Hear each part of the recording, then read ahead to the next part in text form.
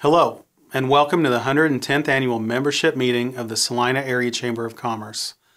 My name is Eric Brown, President and CEO of the Chamber. It's my pleasure to lead this organization, but also have the opportunity to serve as the MC for this virtual event. First, I'd like to personally thank each and every one of you that are tuning into this and spending your valuable time to hear about your chamber and take the opportunity to absorb the leadership insights from General Richard Myers as the country approaches the 20-year anniversary of 9/11 and how he has guided the state's largest land-grant university, Kansas State University, through a global pandemic and his vision for Salina's Polytechnic campus. Secondly, I'd like to say thank you to all of our members for continuing to be members of this organization. COVID was an equal opportunity disruptor, but it didn't affect each business and organization in the same way. Many suffered drastic losses while others witnessed flat, or in rare cases, record years. In my short 23 months at the helm of this organization, it has truly reinforced just how much communication and collaboration it takes from the public and private sectors and our elected officials to respond to the needs, move projects and opportunities forward.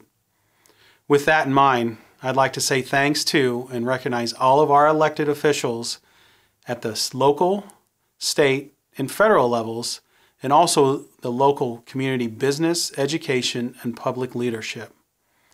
Without the continued communication and cooperation from all levels, I fear that our state and local economy wouldn't have withstood the economic downturn as well as we did, and wouldn't be ready to rebound as quickly. 2020 should be counted as a dog year, because quite honestly, it felt like it drug on for 7 years. It is easy to forget the cataclysmic economic forecasts we saw in April and May of 2020. I make this point because leading up to 2020, there were changes in key leadership positions across this community, including the county, the city, the chamber, K-State Polytechnic, and USD 305, just to name a few.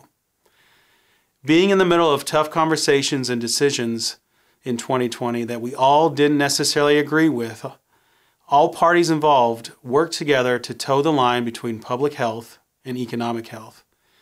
A sincere thank you to the medical community for all you did to keep the general public as safe as possible and get the vaccine rolled out as well. Speaking of economic health, we could not achieve what we are able to achieve as a chamber without sponsors, and this event is no different. Here's a look at the local businesses that shared their generosity to make this event possible.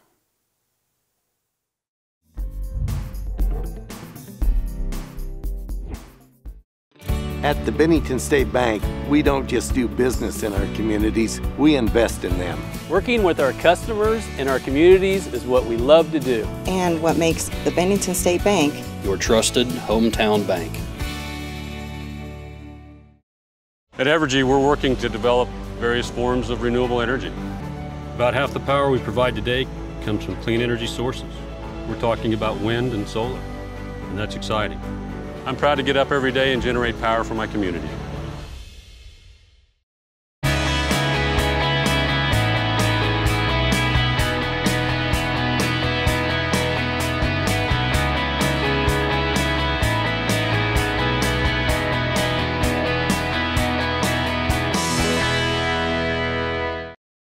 Celina Regional Health Center is North Central Kansas's hub of healthcare excellence, with more than 1,700 employees dedicated to caring, compassionate healing. You can trust Celina Regional Health Center, so you can have confidence for the good life. We worked when you do that.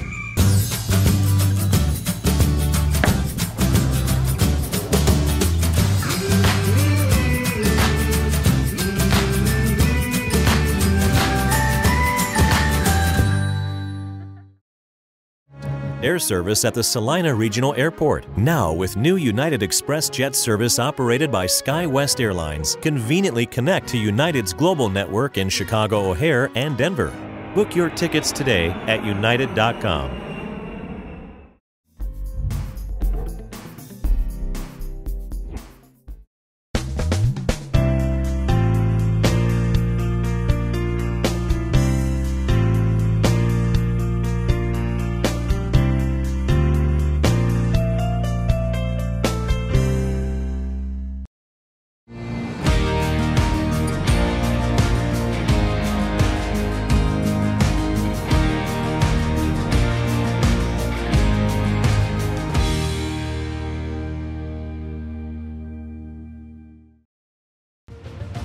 As the air catches you, lifting toward an infinite horizon, you'll see the path and realize the most important part of every journey is beginning.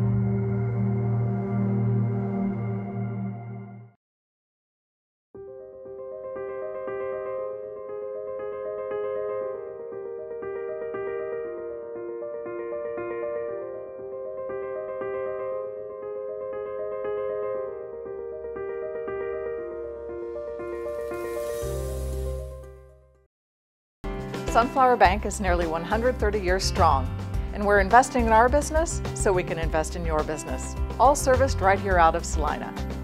At Sunflower Bank, we believe the brightest days are ahead. We're growing together.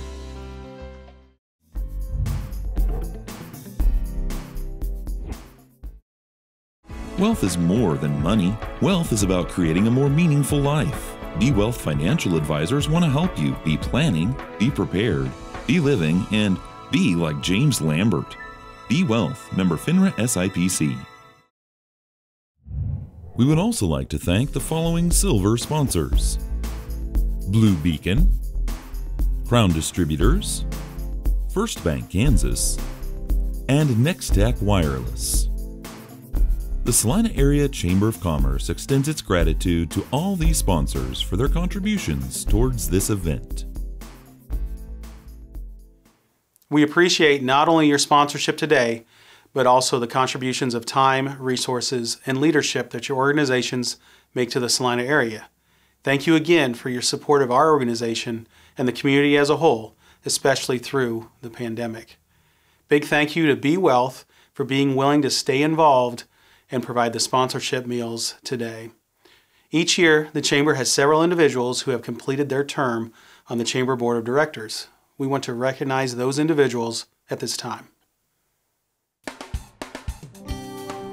Retiring directors this year: Joyce Volk, Joyce Volk Insurance Agency, Inc., 2016 to 2020.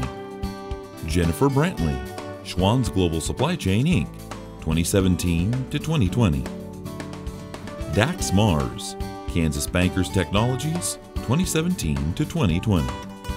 Lou Ann Pavogel, Salina Surgical Hospital, 2017 to 2020.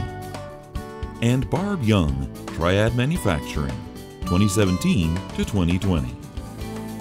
The Salina Area Chamber of Commerce would like to extend its gratitude to these directors for their valuable time and leadership. Thank you to each of the retiring directors and to each of the current Chamber Board members for their support and patience throughout the last year. Now it is my distinct honor to recognize the recipient of the Dr. Mace Braxton Volunteer of the Year Award. The award is given in memory of Dr. Mace Braxton, who served this community and the Chamber Board in particular as a dedicated volunteer prior to his untimely death in February 2008. The 2020 award is Dale Heisel. Dale is a retired partner at Keiko Isom and before COVID was a full-time traveler. Dale started his career in Salina when he joined Kennedy & Co. LLC in 1979. He has been involved in the community as a board member of Big Brothers and Big Sisters of Salina for 9 years, Child Abuse and Prevention Services for 4 years, Salina Area United Way for 6 years, and the Coronado Area Council of the Boy Scouts of America for 21 years. He has been a member of the Salina Zoning and Appeals Board for 6 years, the Salina Economic Development Incentive Council for 4 years, the Kansas State University College of Administration Accounting Advisory Council for 11 years, Salina Rotary Club for 36 years, and several other community committees and task force. Dale was a graduate of the Chamber's Leadership Salina program in 1988. He served on the Leadership Program steering committees for a number of years and was its chairman from 2002 to 2006. He also served as chairman of the Junior Leadership Salina program from 2000 to 2015. From 2010 to 2015, he served on the Chamber's Board of Directors and was the chairman of the board in 2014. He has also served as the chairman of the Salina Area Chamber of Commerce's foundation from 2015 to 2020. Dale also signed and filed our foundation's formative paperwork with the IRS in 1988. It has been awesome to see this story come full circle. I called him in mid-July 2020 after official guidance from the state and Saline County was shared in regard to the federal CARES Act funds. From there, he assisted in creating the Spark Small Business Grant Program that provided approximately $2.7 million to 163 area businesses for working capital expenses. His experience, guidance, and knowledge of the IRS tax code helped tremendously, and we couldn't have done it without him. Dale, thank you not only for your service to the Chamber, but for everything you have contributed to the community of Salina.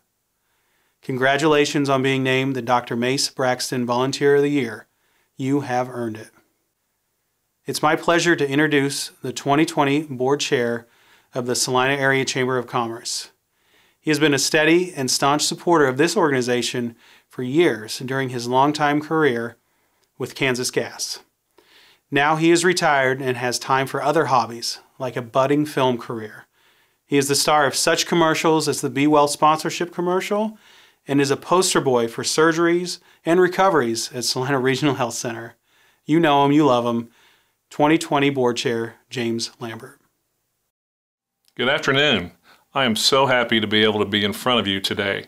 However, I truly wish it could be in person. I'm not sure how I was lucky enough to be the Chamber Board Chair during a pandemic, but it has definitely opened my eyes and given me new insight and a different appreciation of all of those individuals in leadership roles. Being in this community leadership role in 2020 gave me perspective and insight into the true impact that an active and responsive chamber like your Salina Area Chamber of Commerce can have on a business community like Salina. 2020 was a year that none of us will ever forget, and in these unprecedented times, the Salina Chamber of Commerce staff worked diligently to change the direction and offerings during 2020 by providing many resources to help navigate through the coronavirus crisis. One of those tools was the Salina Strong Resource website, which featured small business resources, PPE suppliers, remote working tools, federal, state, and local public health guidance, and updates in many other avenues for assistance. Additionally, I was proud of how your chamber and its foundation partnered with Saline County to administer $2.7 million in direct grants to businesses across the county.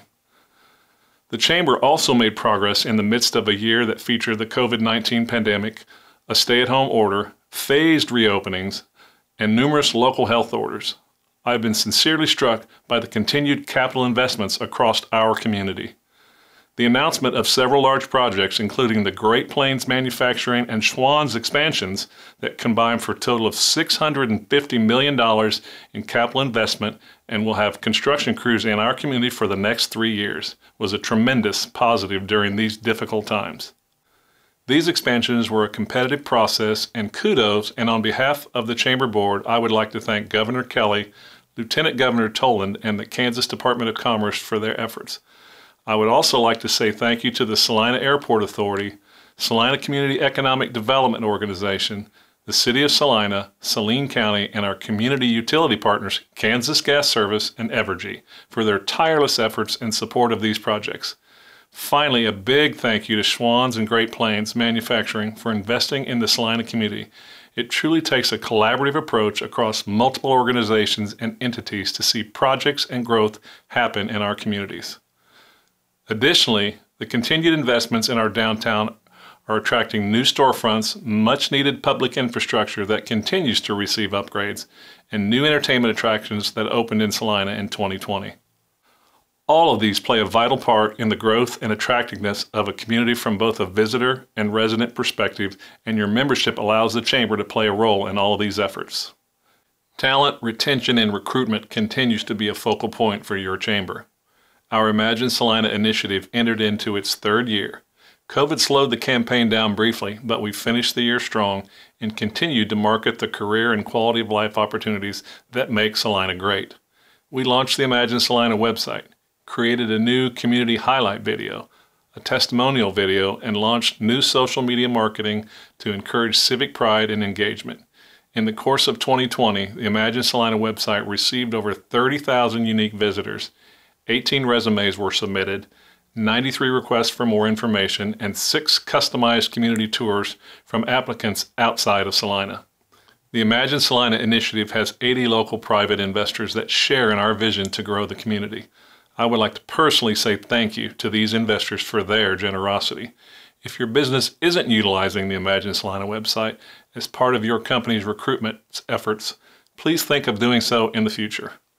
Along those lines, increasing the Chamber's digital footprint continues to be a priority as technology evolves. In 2020, we had 143,469 unique website views, or approximately 12,000 unique visitors monthly at www.celinakansas.org. Our website and membership directory continue to be great exposure for our members. With that in mind, and in support of the small businesses most affected by the downturn in the economy, the Chamber launched Shop Celina 365 in 2020. This focuses heavily on keeping dollars local by encouraging consumers to skip the online cart and highlighting the great Chamber member businesses that call Celina home. The Visit Celina division, much like the hospitality industry, faced the biggest hurdle in 2020. However, their strong relationships and support given to the local hoteliers, convention, meeting, military trainings, and sports events were able to keep some events on track with accommodations, and for those events that couldn't happen, got them to move to the right and book in the future. Visit Celina efforts in partnership with the Keep Celina playing efforts were paramount in allowing the summer 2020 baseball and softball leagues and tournaments to continue, and these are important pieces of the annual economy for many local businesses. On top of the new programs and projects, your Chamber continues administering existing programs which support its primary goal of serving our business community and Chamber members through networking, leadership, and promotion. It has been both an honor and a privilege to serve as chair of the board of directors. My involvement in the Chamber has been just one way that I've tried to give back to this community Celina that I love so dearly. Many of you who know me know how much family means to me, and losing my wife Francie to brain cancer 10 years ago has been difficult for our entire family, including my children Emily and Evan, and I would like to say thank you so much to them for their support of my involvement with this leadership role and others, and all the support you continue to give me daily. I truly appreciate the board of directors, especially the 2020 executive team of Luann Pavogel, Jane Gates, Joyce Folk, and incoming chair Jeff Mace. Throughout 2020, your board was faced with decisions never faced by this organization previously, and I appreciate everyone's engagement. And finally, thank you to the entire Chamber staff of Eric Brown, Sandy Cole, Donna Smith, Ashley Finan, LaChrista Brightbill, Sylvia Rice, Renee Duxler, Tiffany Benin, Allison Webb, and Joanne McClure for your tireless efforts to pivot, make tough decisions, and sacrifices which will ultimately make our Chamber stronger in the future. Lastly, to 2021 Board Chair Jeff Mace. Symbolically, Jeff, we've already passed the gavel and are past the first quarter of 2021. Your vision and approach has already made the Chamber stronger, and I look forward to our continued work together and what still lies ahead in 2021 under your leadership. Thank you. Thank you, James. Having a board chair that is retired was both a blessing and a curse, but I truly appreciate your support in the last year. The gavel has been passed, and now we will hear from 2021 board chair Jeff Mays. I've known Jeff for many years, and he is as intense and driven as the day I met him. I appreciate his passion for the business community and thank him for his willingness, time, support, and ability to push this chamber forward, not only this year, but for years to come. Your 2021 board chair, Jeff Mays. Good afternoon. Thank you all for joining us this afternoon for this modified Chamber annual meeting. I'd like to begin by thanking James. I've appreciated his leadership, his commitment to Celina and the Chamber of Commerce, and have enjoyed working alongside the 2020 executive team. I'm looking forward to working with you and this year's executive team taking on our 2021 goals. Your Chamber of Commerce executive team this year is comprised of Dr. Lisa Starkey, Vice Chair, Travis Young, Incoming Chair, and Lauren Young, Treasurer. As the owner and operator of Compro Realty, I've had the unique pleasure of assisting numerous businesses, both local and new to the market, with finding an appropriate location to suit their needs. I grew up in Celina, and like many others, my wife Stacy and I chose to return to Celina to raise our family. As a result, and like all of you, we are invested in seeing this business community grow and thrive. As James previously mentioned, the capital investments and the projects across this community are a tremendous testimony to the private business owners and companies doing everything they can to move this economy forward in the midst of regulations, requirements, governmental interruptions, and slowdowns that cause frustration, confusion, fear, and in most cases, substantial loss of revenue across the business sectors. As your chamber has worked hard to change their approach in 2020, it has given the board the ability to spend time on the future of this organization and what a chamber, its structure, mission, and services should look like moving forward in this new business climate. One of my favorite business authors from some 25 years ago, Harvey McKay, said that if you are doing things the same way you were doing things 20 years ago, you can be assured you are doing them the wrong way.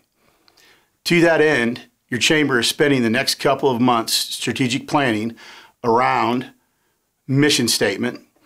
The mission statement of the board hasn't been reviewed or modified in nearly 30 years. Board size and makeup, a tiered dues program to replace the fair share model, marketing as it relates to the organization, membership, and community at large, and then of course bylaw review in response to the consideration of our other goals. The strength of a chamber lies with the membership, since without members, the organization would cease to exist. This is your chamber's biggest hurdle as we emerge from the pandemic and look to the new future. As part of this, the board has made the decision to modify the chamber's membership model.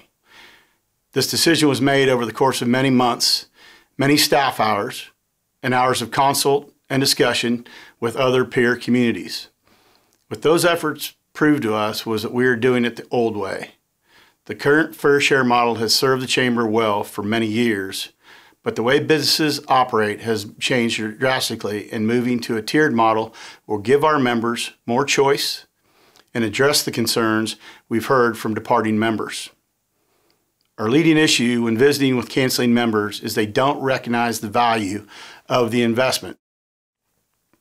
As James highlighted, our community's accomplishments last year, which I personally find profound, we were faced with canceling members that were looking for a dollar-for-dollar direct return. When I was 22 and opening my first business here in this community in partnership with my father, the chamber came knocking about 2 weeks before we opened. Dad said, "We're joining," which was met with resistance from my scared to death and unknowing mind. I didn't know how I was going to make a lease payment, let alone if anyone was going to walk through the front door when we turned the key. However, here I was joining the chamber because, as Dad said, that is what you do. You have to support your Chamber of Commerce. Too many business leaders today don't think of it that way. When we as a community won last year on One Vision, Swans, and Kubota as examples, those wins provided the community with gas sales, lumber sales, hamburger sales, car loans, mortgages, and investments, just to name a few. Was it dollar for dollar? I don't know, but in many cases, I could argue it was far better than one for one. Without a strong Chamber of Commerce representing the business community, there are many opportunities that would not be realized. And having this organization at the table or leading the conversation keeps business and industry's needs top of mind to all levels of our government. Other initiatives critical to our community that your chamber is heavily involved with in 2021 include addressing the housing shortage and child care gap that are affecting our workforce and workforce development capabilities. Today, we have 1,280 open job postings in our community. Taking into consideration those wins in the community previously mentioned and the strong homogeneous growth from our existing business community, there are an estimated 1,200 new jobs in the next 5 years in Celina.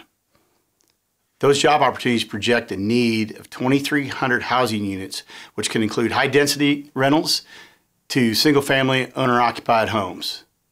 The workforce development efforts in concert with Imagine Celina within the Chamber of Commerce continue to play a key role to this growth. The economic development partners in the community continue to work towards solutions to address the critical housing issue and support the employers as they grow. Looking forward, the Chamber's Visit Celina division continues to see interest in Celina as conventions, meetings, sporting events, and tournaments return. There's a term amongst the travel and tourism industry, revenge travel. And as the COVID cases decrease, and as both personal and business travel increase, the Visit Celina team is diligently working to capture these opportunities and is poised to take advantage by getting the Celina message and amenities in front of those different types of travelers. In conjunction with United Airlines and Celina Airport Authority, we are partnering with their Back to Business Fly Celina marketing plan to support safe business travel for businesses that call the Celina region home. Conventions and meetings are coming back strong. Currently, there are 22 large meetings and conventions booked for the remainder of 2021 and into 2022. The military market continues to be strong as the Celina Airport Authority staff continues to maximize the resources available here in the region. Sports is on the leading edge of the travel and tourism recovery. During the first quarter of 2021, Celina has already hosted numerous wrestling events and case of state championships. As has been the case in this community, the private sector continues to step up in an attempt to keep Celina competitive in the state within this sector. The latest example, finally, there is turf on Dean Evans Stadium for baseball and at Celina South for softball. A big thank you to Byron Tomlins and Kenny Hancock and the rest of the Baseball Enterprises team, USD 305, and again, all the private sector donors for once again taking the lead and doing what is necessary and in the best interest of the community at large to keep Celina relevant in this known and very competitive market. As previously mentioned, the Chamber Foundation partnered with Saline County on a grant program to support businesses. As many of you know, Congress passed the $1.9 trillion American Rescue Plan Act, and your chamber again is poised to help deliver COVID relief grants to our community and county businesses that need a boost coming out of this pandemic. While the details still are being formalized, it is another example of what the power of a membership can bring to the business community overall. While changes to the operations and services of the Chamber continue, I'd like to leave you with this closing thought and request. As I mentioned at the opening, membership is the biggest threat to your Chamber's future. Thank you all for your support. However, we need your help as you stand in your driveway talking to your neighbor, as you go to the coffee group, as you tee it up on the golf course, or as you sit in the stands at sporting events. When you see your peer business leaders, ask them if they belong to our chamber. And if not, encourage them to do so. We must overcome the dollar for dollar mentality and return to a place that you support your Chamber of Commerce, because that is what you should do for your community. I'd like to thank Mr. Schwanke and President Myers. We very much appreciate your time and commitment to the Celina community. We all are looking forward to your comments, stories, and the opportunity to learn from your experiences. Again, I thank you all for your support, and the station I wish you a very prosperous 2021. Thank you, Jeff, for your passion and continuing to be a champion for business and industry.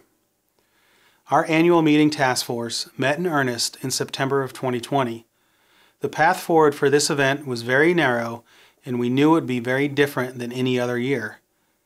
Tight budgets, COVID cases on the rise, and no ability to gather hundreds of people in an indoor space made this an easy target to just throw in the towel. However, the speaker recommendation came to me from staff member Joanne McClure, who had had the opportunity to hear President Myers speak at a military event. Given all of these scenarios, and with both the 20-year anniversary of 9/11 and Celina being home to K-State Polytechnic, we felt it was kismet that we were able to work with President Myers. We also didn't want to have the standard Brady Bunch screen-on-screens video conference call that we had all grown accustomed to for the last year. That is why we invited a professional, Michael Schwanke from KWCH, in to put a spin on our typical keynote speech. I did, however, warn Schwanke not to go full Fact Finder 12 on General Myers, because I would assume that General Myers probably still has a few connections with national security. General Richard Myers, Air Force, returned to his home state and alma mater to serve as Kansas State University's 14th president. He graduated from the university in 1965 with a bachelor's degree in mechanical engineering and joined the Air Force through K-State's ROTC program. As a command pilot, Myers logged more than 4,100 flying hours, including 600 combat hours. The native Kansan from Merriam loyally served his country and retired as a 4-star general. From 2001 to 2005, he served as the 15th chairman of the Joint Chiefs of Staff. As chairman, Myers was the highest-ranking uniformed officer of the U.S. military forces and served as the principal military advisor to President George W. Bush, Secretary of Defense Donald Rumsfeld, and the National Security Council. Kansas State University named the Military Science Building, home of the Army ROTC and Air Force ROTC programs, General Richard B. Myers Hall, in honor of his service and dedication. He and his wife, Mary Jo, served as co-chairs of the Kansas State University Innovation and Inspiration Campaign, which raised more than $1.4 billion. This, of course, is just a short bio of such a highly decorated and accomplished individual. He has an amazing story, and I appreciate Michael's willingness to help us tell it today. But before they get started, we have a special message from another Celina friend and supporter, Senator Jerry Moran. Good afternoon. I'm pleased to join you today for your annual membership meeting. While I miss having the opportunity to shake your hand, or as we've done in the past, bump elbows, I'm glad we can still gather here for this program virtually. This past year has been challenging, and I'd like to recognize each of you for the dedication you have poured into your respective businesses and into the local community. Additionally, I want to recognize the Salina Area Chamber of Commerce team. Across our state, local chambers of commerce have played important roles in supporting businesses during this pandemic, and their efforts, your chamber's efforts, do not go unnoticed. They've also done an outstanding job coordinating this program, so I'll get on with my job here. Today I'm introducing an individual who has served our nation at the highest level. He worked closely with today's featured speaker as his steady leadership guided our country through the events following 9/11, now nearly 20 years ago. I have the honor of sharing with you a letter from the 43rd President of the United States, George W. Bush. Greetings to those gathered for the 2021 Celina Area Chamber of Commerce virtual annual membership meeting. I'm pleased to introduce your speaker, General Richard B. Myers. Throughout his long and distinguished career, retired 4-star Air Force General Richard B. Myers served America with honor and integrity. When I appointed Dick as the United States 15th Chairman of the Joint Chiefs of Staff, I knew he would face difficult tests, but I was confident he was the right man for the job. In October 2001, he assumed the duties under extremely demanding circumstances. At every challenge, he proved to be a skilled leader with a steady hand, and I appreciate his sound advice. In 2005, it was my privilege to honor him with our country's highest civilian award, the Presidential Medal of Freedom. And today, Kansas State University is fortunate to have Dick at the helm of this great institution. Please give a warm welcome to a good man, a fine American, and someone whom I'm proud to call a friend, General Richard B. Myers. I'm grateful to both of them for their service to this country. Now, without further ado, I present to you the conversation between President Myers and KWCH news anchor Michael Schwanke as they discuss his military experience, the 20th anniversary of 9/11, and his current role as President of Kansas State. Senator Moran, thank you. Just a big thank you as well to K-State here, the wonderful campus crew here helping us out, and of course the Salina Chamber of Commerce. Boy, do we have a treat for you today. A lot to learn. We could spend the next 30 minutes on your bio alone, President Myers, but we want to get right into the interview so we can learn some things. I want to take you back first, just your experience prior to 9/11. Well, out of school and in the Air Force and 40 years. And by the way, I never thought I would make the military a career, but they kept promoting me and it was fun. I kept getting to fly new aircraft and then increasing responsibility in staff positions. So it was nothing I had really planned on doing, but you know, I went through the ranks and I was very fortunate that way and enjoyed it. You did go through the ranks. Tell me, how did K-State, as a K-State grad, prepare you for that? I think in several ways. I was an average student, dead average in engineering. Probably should have gone into some other curriculum, but I stuck with it because I wanted to persevere. I didn't even know ROTC was mandatory when I came to K-State, but in those days it was mandatory to do 2 years of ROTC. So I did 2 years, loved it, loved the instructors in ROTC, took the last 2 years, junior, senior year, and they taught me to fly here in Manhattan Airport. And that changed once I got up off the ground. That changed everything for me in terms of so that was part of it. The other part was the support of the ROTC detachment commander, Colonel Lee Ruggles, made a lot of exceptions for me to mentor me along. I had great mentors in mechanical engineering that probably showed more confidence in me than I had in myself. I had one political science instructor that was terrific. On and on it goes. I just love my experience here. They gave me confidence to go out in the world and take it on. I make the assumption that when you enter the military, you don't have the end goal of being Joint Chiefs of Staff. You would be correct. So how do you get there? And you mentioned mentors. Did that continue through your military career? And how do you end up being at the top? Well, it's a convoluted path. I was asked one time when I was in the Pentagon, there was a midshipman.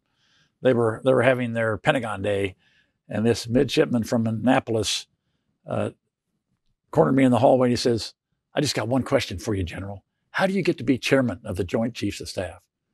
And I said, "Whoa, that's really the wrong question. You're not even an officer yet, and you're asking that question." I said, "I need about 3 hours to get your mind right, but I'm going to give it to you like this. Are you the best in athletics at the? Are you on a Division I team? You're captain of one of the Division I teams at Annapolis? No. Are you top in your class academically? No. Are you top in your class military science, stuff? No." I said, "Well, you don't have to be the top of any of those to be chairman, but what you have to do is focus on what you're supposed to be focusing on right now. And that's being the best midshipman you can be. And maybe someday start dreaming, but don't dream now. Dream about how you can be the best you can be at what you're doing." And I think for all people, I think all young people, if that's your focus, then people are going to recognize that you care, that you have some talent, maybe you're somewhat competent, and you'll find mentors that want to take you to the next step. And that's what you did every step. I always focused on my job, never worried about it, and always thought in the back of my mind, well, if they don't like me, I'll head to Kansas City. I mean, that was kind of I don't know if that was a real thought or not, but that I thought it was real, I guess. And I said, I'm going to do my best I can do, and if it works out one way, I'll stay. If it doesn't, I got that. Maybe I'm not what they're looking for. I want to talk about leadership because that's, partly what this organization is about. But I do want to talk about your experience through 9/11. 20 years now, and we all remember where we were on 9/11. Take us back to 9/11. I think I read somewhere you may have been on Capitol Hill there when it happened. I was. Mm-hmm. Take us back to that day. 9/11 for me started out with, I was the vice chairman of the Joint Chiefs of Staff, having been appointed by President Clinton. Later nominated to be chairman by President Bush, but President Clinton. The chairman was on his way to Europe for a meeting, a NATO meeting, and he's somewhere over the North Atlantic. I walk out of the Pentagon to head to Capitol Hill because my hearing was coming up for my nomination hearing, and what you try to do is meet all the senators beforehand to make sure if there are any outstanding issues, maybe you can solve them before you get in front of the lights and the cameras. And I was going to go see Max Celina from Georgia, wonderful man, Vietnam vet, paraplegic, and walked into Senator Celina's outer office, and on the TV, the first tower had been hit. You say, well, what's that all about? It's a beautiful day. It's a cloudless, beautiful fall day here in Washington, D.C. I assume the same would be true in New York. And then we go and we start our meeting, and the second tower's hit, and we know things are up. So then that started the day that's etched in my memory and will be forever. I did get a call from the commander of North American Aerospace Defense Command who said, Dick, I have the authority to land all the aircraft in the system right now, and we're going to do that here in the U.S. because we can't tell who's not being hijacked and who's maybe being hijacked. So we're going to land everybody. And people out in the audience will probably remember if they were flying that day, they probably went to somewhere they hadn't planned on going, and they had a hard time getting back home. On the way to the Pentagon, was notified the Pentagon was struck. And so you come across the Potomac River, you look over where the Pentagon is, and you see flames and black smoke coming out of it. I called my executive assistant. I said, is the National Military Command Center up and running, which is where you go in a crisis? And he said it is. And so that's where I headed. They were evacuating the Pentagon. So thousands of people were running out, and a couple of us were trying to run in. We weren't in danger in the NMCC. The fire was on a different part of the building. So there was no danger that at least I perceived. We went in there and we started down our work that day, trying to figure out, okay, who did it? And CIA knew pretty quickly who did it. They'd been tracking Al-Qaeda for quite some time. And then what are we going to do about this? And how do we give Americans a sense that we're still secure and ready for business? So it was a long day, lots of questions, lots of fighting with staffers that thought they wanted to run the Pentagon from various places, to include the White House. I'm not talking about the president or the vice president. I'm talking about other people that thought, well, we're just going to go give the Pentagon some run orders here. And so we had to sort all that out, sorted through all that. I had several meetings with the president. He was moving around. We had one, I know, when he was in Omaha, one when he was on the airplane. Talked to the vice president a lot. It was hectic. There were a lot of uncertainties. There were all kinds of misinformation coming in about where bombs were and where aircraft were coming towards us, and to do whatever. I mean, to get good information that day, you really had to scramble for it, or just be patient. As I went to what are you thinking, knowing that you're about to move into the top spot, knowing that you're going to be a leader through this time of tragedy? Do you, as a leader, have any self-doubts at that time, or do you move forward? What was going on inside your mind? The one big self-doubt, just doubt I had in general, was about, why didn't we see this coming? Yeah. Why didn't we see? We're focused outwards in terms of our defense. This all started inside the country. This started with, 19 Saudi Arabians coming over here and getting flight training. And oh, by the way, we don't care. We don't want to be taught how to land. We just want to know how to take off and fly the airplane. I mean, why weren't alarm bells going off? How did we miss that? That's what bothered me the most. How could we have prevented this? And then President Bush, who was the president at the time, of course, said we want to transform defense. So here we have this. We've been attacked. Obviously, there'll be some sort of other action that we'll take, and at the same time, we've got to make our military into a 21st century force. And that was a big thing. So I've had enough jobs in probably the right places.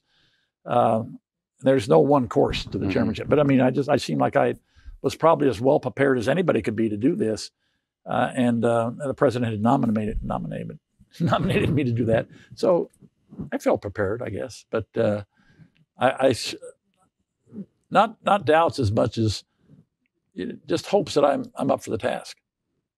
Take us behind the scenes, just briefly, on some of those briefings with all the top military commanders in a room as you develop a strategy to fight or strike back. Yeah. So the first one was at Camp David. President had Central Command commander, me, the current chairman. I hadn't become chairman yet. All the senior leadership team around him. And we got direction on what the president thought we ought to do for the country. The plans we took to that meeting were pretty pathetic in retrospect. I think everybody would agree with that. But he said, we got to do something quick, and we got to do something that the American people will see as meaningful, and we got to something that shows the enemy, Al-Qaeda, that we're serious. I mean, the last time they did anything like this, when they bombed some embassies in Africa, we launched missiles, cruise missiles at them. Didn't have much impact on them, and they probably didn't think that our heart was in it, that we weren't really vested in this. So this had to be something different. We had to have probably, as it turned out, some people on the ground in Afghanistan to say, we're willing to risk our blood and treasure for this conflict. So that was the first meeting where we got some orders. And then we had a lot of tug of war between the Secretary of Defense and the combatant commander who's doing the planning.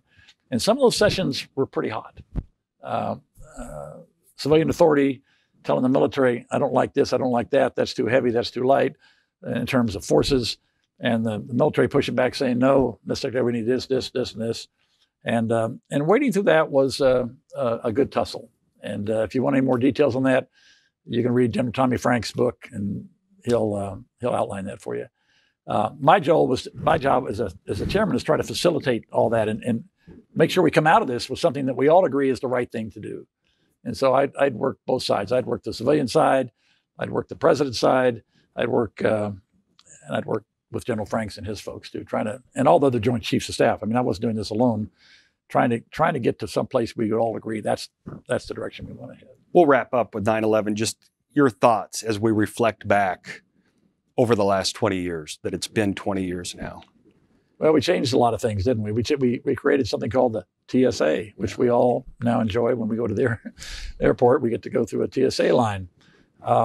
We stood up a Northern Command in Colorado Springs to be looking at these kind of threats in a different way than we had looked at them before, both external and perhaps how they could become internal. I think in our intelligence agencies changed the way they operate as well. We created the DNI, which is over all the intelligence agency, Director of National Intelligence, over all the intelligence agencies, to kind of make sure we're not missing some of these links in the intel chain that we missed, obviously, before 9/11. So I think we've done a lot of structural changes. I think what people have to remember is that it can happen. Yeah. That night when I went home from the Pentagon, by the way, smoke was the threat. And smoke finally got into the National Military Command Center and made us move. And Secretary Rumsfeld is very stubborn and did not want to move until the fire marshal came in and said, look at these gas levels in here. If you stay much longer, you're going to be unconscious. Oh, okay, we'll move. And so we moved. But that night, as I go into my office, I open up the closet to take my jacket to go home, and it smelled like smoke in there. Wow. And I said, I better take these home and get these clean, my uniforms and stuff that I had stashed in there. And then I thought, no, I'm going to leave them smoky, because every time I put one of these on, for the near term anyway, I want to be reminded how this happened to us and how it caught us a little bit flat-footed. And I don't want it to happen again. Okay. We have young leaders, I'm sure, in this audience. I'm sure we have some older leaders. What tips would you give them? If I have to do a real quick blurb on leadership, I'll talk about the three H's, because I think good leadership stems from character that you develop through some of the things you talked about earlier: your teachers, your mentors, your coaches, your pastors, whatever. That and your parents. That all kind of builds into who you are. And I think good leaders, in my view, the best leaders have always had good character. So it starts there, and the three H's start with honor. And so if you're going to be a person of honor, you're going to have high integrity. You're going to be selfless in the way you approach life. And by the way, in the military, anybody that has too much ambition in the military is usually stamped down.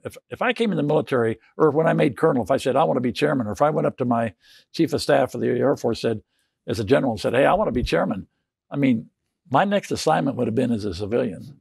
And that's true in all the services, for the most part. Some turkeys get through, but most part, you're supposed to be serving the troops, not yourself. And so I think the first word, honor, is part of that. The other one is, I think all good leaders need a dose of humility. If you think you can solve every problem yourself, and if you think you know every answer, then come to my world for a little bit, and you'll find out how little you know about certain things. And certainly coming to academia, there was a lot I did not know. And so I think you have to be humble enough to get, with the big problems anyway, to get input from lots of people, even people you might not respect their opinion, you might not like their idea, but it's better to have it on the table and to consciously, intentionally move it aside, that it's not the direction you want to go, but you need a lot of help. And I think for people to follow you, I think it helps to be a little bit humble. And the last one is, I think you need a sense of humor. I've always said I wouldn't hire anybody that I couldn't detect a sense of humor. Secretary Rumsfeld, I was nominating one of my officers who just retired as the ambassador to Saudi Arabia. But at this time, he was an Army 3-star working for me. And I said, that's who I want to be the next director of the Joint Staff. And Secretary Rumsfeld said, he doesn't have any sense of humor. I said, what do you mean? He says, well, I never see him laugh. And I said, sir, when they come to your office for a meeting and a briefing, they're not going to be bursting out laughing at anything. First of all, they're going to be on their toes. They're going to want to answer all the questions you ask. And that's just not, don't expect to see it there. But I said, John's one of the funniest guys you'll ever know. And then I went back and told John, I said, okay, you got one more interview with the secretary. Go be funny. Knowing that would, but John is, I think a sense of humor helps you get through life. And I think we ought to think about the joy of what we're doing. And the joy of what we're doing right now is we're educating students to become great citizens. I mean, there's not a more noble thing to do on this planet. I'm just glad to be a small part of it here at K-State. And we ought to take joy in that. And we ought to take joy in our successes. And when we have setbacks, we got to take joy in the ability to fix them. Yeah. And we can fix them. You know, we can make it better. So I think honor, humor, humility are kind of the three things you can build off each one of those, but those are the ones I would look to. Well, you mentioned students, and before we go, I do want to talk about K-State's campus there at Celina. Sure. And boy, when we look ahead to the future of aviation, it seems like Celina is well positioned. Celina is, I mean, this is a gem. And we have narrowed down our focus in Celina. We're not going to be all things to all people in Celina. This is not breaking news, but our global aviation initiative is what it's about. We're going to be an aviation campus. That doesn't mean we're not going to have other parts and pieces, but that's going to be our focus. And if we got resources, that's probably where they're going to go. We got this wonderful ex-air base out there that most people don't have. We also have wonderful flying weather. So this is a gem for K-State, for our students, for the state of Kansas. You know, and I know the airport authority does a lot in this regard. And so this has more potential in the future. Yes, I think two things. The airlines are eventually going to need to replace a lot of pilots. Mm-hmm. And we've got those folks in the pipeline. AI and robotics are taking over a lot of our work. Unmanned systems, unmanned aerial systems. So we got two pockets of aviation that are poised for great growth. And you can see it in the fact that of all our campuses, Polytechnic is the one where enrollment has grown. Well, with you, when you mention unmanned, the future is almost limitless right now. Yes, and we from military to private applications. We're just scratching our heads. We don't. I mean, we know, and we think we're using it right now, and all this sort of stuff.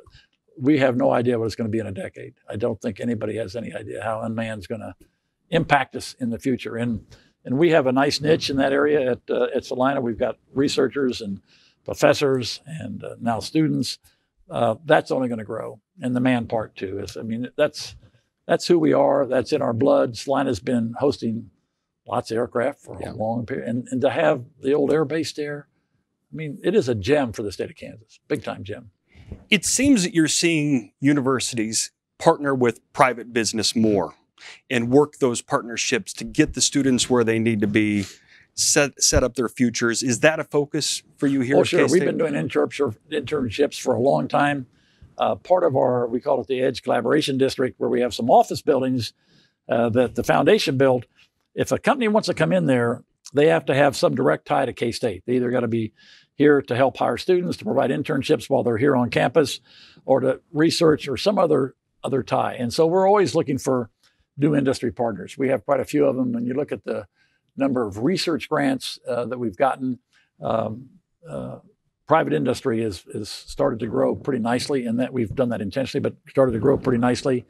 Absolutely. We need partnerships everywhere we can find them. That's how, with limited resources, I think all the Regent System universities would say they have limited resources, but with those limited resources, partnerships is the way we make 1 + 1 = 3. That's how we do it every time. And we're always looking for those partnerships. I want to wrap up with the challenges, because I think it does fit into that leadership realm. And I didn't want to focus an interview on COVID, but boy, it has just affected almost every part of our lives. You here at the university, businesses, business leaders that are watching. As we come out of this, how are you planning for the future in this COVID world that we're living in right now? So there are a couple things we're doing. Obviously, the COVID was devastating in many ways. One of the ways is it took about increased our cost or reduced our revenue a total of about $96 million, and that's a big hit to a university system that is traditionally not funding's been really tight. Yeah. So we have to figure that out. So we have just started an initiative which will play out here fairly quickly on revitalizing and looking at all our curriculum and making sure our curriculum is what industry needs and making sure it's what students want. And a lot of that will probably increase the number of interdisciplinary offerings we have. We already have a lot of those, but so we're going to look at our curriculum broadly and see where we want to invest for the future. So we make sure we have really good stuff there. We know, and COVID helped us here a little bit, we know that we ought to look at innovation in education. And that might mean more use of technology, even in a normal face-to-face classroom, perhaps, but certainly in the virtual world. And so we have to invest. We are investing in innovation for education. We have an aviation initiative as well, and that's mainly Celina, but it's not entirely Celina because we have a world-class architectural school here, college, Architecture Planning and Design College, and they got to worry about how to design aerodromes and airports and all this kind of stuff. I mean, when you talk aviation, it's going to be bigger, probably in the future, play a bigger role than it did pre-COVID. So all that part. So we're trying to think about our pedagogies and how we teach in the future, and all that. A lot of that was driven. The sense of urgency was driven by COVID to a large extent, which is good. As they say, never waste a crisis, and we're trying not to waste a crisis. We have to become. We had a national consulting firm come in here and look at our efficiencies and how efficient we were in terms of our overhead for the university. It turns out when we benchmark against a national database, we're pretty efficient. We're pretty lean. That doesn't mean every piece of our operation is lean. And so we're looking at the areas where we might have to lean out a little bit. And there are other areas where we might have to add a few resources. But overall, we got to work the revenue side. We got to work the cost side. And then most importantly, we want to have a great experience for our students and hopefully their families as they come visit and participate in things here. And we want that to be the best, most positive, most reinforcing experience they can have and send them on their way to be great citizens in the state of Kansas and in the world. We wrap up with your last word. Well, thank you very much, Mike, for the interview. Thanks for coming all the way to Kansas State University to do this. I thank the Salina Chamber. Thank you for inviting me to speak today. I'm really sorry we can't do this in person. And it's kind of ironic because right after this, I'm heading out to Salina to do some other work. So I'm sorry we can't do all this at one time in person. And I appreciate the Salina community. They've been very helpful in making our campus out there what it is, and their support is incredibly important. So thanks for the opportunity, and go Cats. President Myers, thank you on behalf of the Celina Chamber of Commerce. Thank you to you, and thank you to K-State as well. Thanks, Mike. Best of luck. After hearing from President Myers, I don't know about you, but I'm ready to enlist. Actually, I'm kind of glad that our local Army recruiting station isn't a member, so I have an excuse that I can't use their services. All joking aside, thank you to all of the current active duty military members and to all of those veterans with us today, and to those that have gone before us for their service to Celina and this country. Without them, our lives would look very different, and we wouldn't have the freedom to do what we all do for a living on a daily basis. Thank you to the Chamber's Military Affairs Council for their continued work to support our local veterans. If you're interested in being part of their group, please reach out to us at the Chamber. Thank you to General Myers and Michael Schwenke for being with us and sharing your message and experiences. Thank you to all of our sponsors for making this event happen. To all of you watching, you can help us thank them by utilizing their services and keeping your dollars local. A big thank you to my staff, the hardest working group of individuals advocating for Celina. I put many of you through the ringer in 2020, and there were days that definitely challenged our resolve, but I appreciate your loyalty and your hard work to help Celina recover. I'm a little scared to ask them now, but hopefully I've retained the title of not the worst boss they've ever had, even after 2020. Ladies and gentlemen, on behalf of the board and staff, I'd like to thank you again for signing on today and for your continued support of your Chamber of Commerce. Here's to a flattened curve, a rise in revenues, and the continued prosperity during recovery. Thank you all again, and I wish you all the best.